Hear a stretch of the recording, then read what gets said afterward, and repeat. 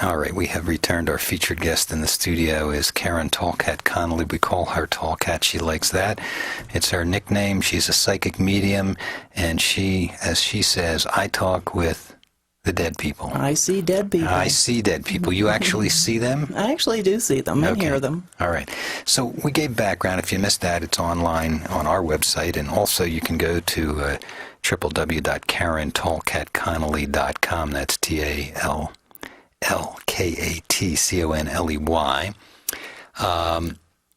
We promised a crossover journey of some kind. So, yes. what describe what you're doing to the audience, since some of this is being videotaped and maybe on YouTube if you're watching it. But then we have a radio audience, so you have to get visual here. Yes. Well, I'll begin a little bit by telling you how I usually do this when I'm in a group setting, and the way I do this is I prep before, which of course I've already done. But once I'm in front of the group, what I feel is like a drawing or a pulling toward a certain person in the audience, and that's how I know who has somebody communicating with them. And right now my pull is like directly over toward Alan really strongly. I knew this. In fact, I know a few incidents about some of his background, so some of this I already know, but your mother, Alan, has been probably hanging around me for, I would guess, at least 3 to 4 days before I got here.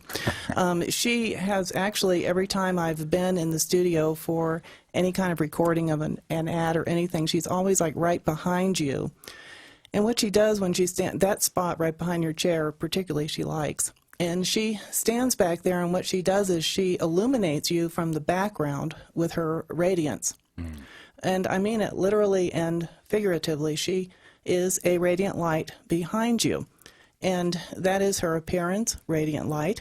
But she also stands there with the exact purpose of, infusing energy and being there for you whenever you're doing this kind of work. It's interesting. She has an interest in this radio stuff. Is one reason why she's in here. Like the technicalities of it, the equipment, the cords, the buttons, and all that sort of stuff. She finds it fascinating.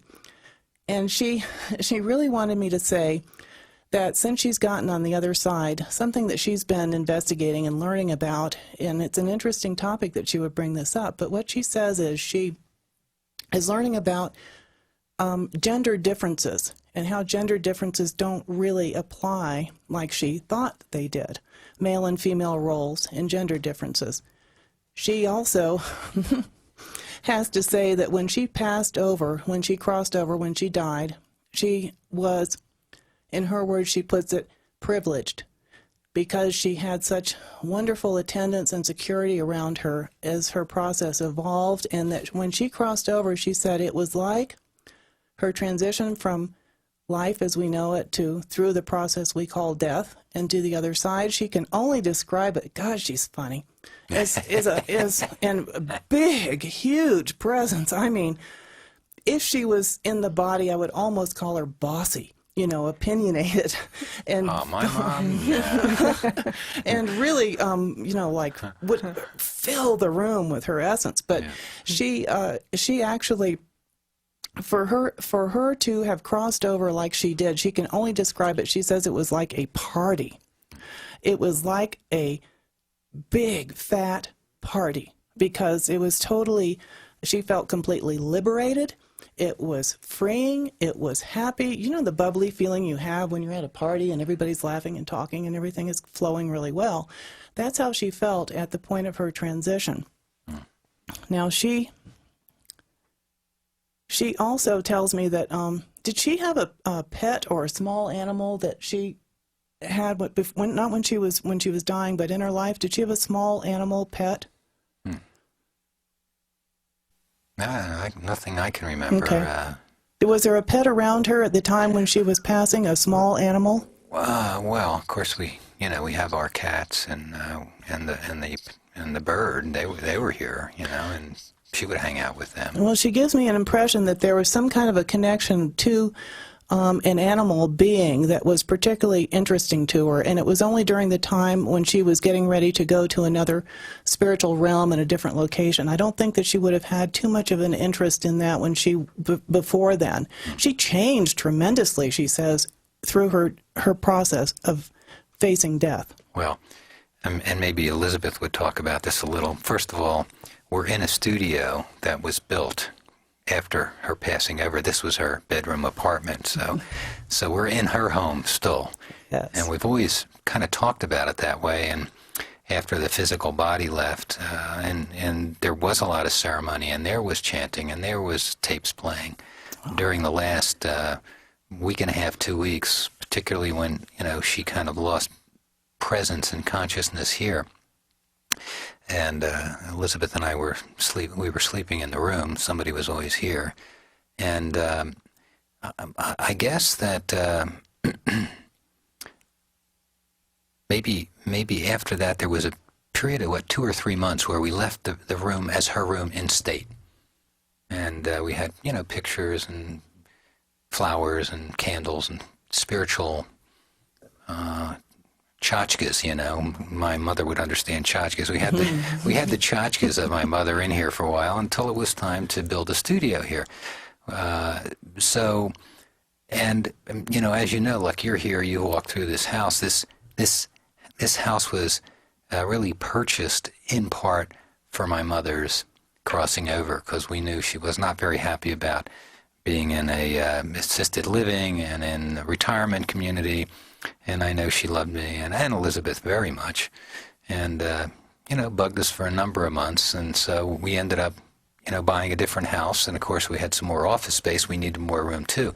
So it was really, in part, her co-creation while she was in the physical body to do this whole number that is part of the gift.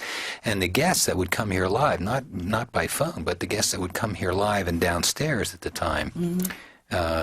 Buddhist nuns, monks, shamans from Africa, South American people, and of course a lot of American best-selling authors.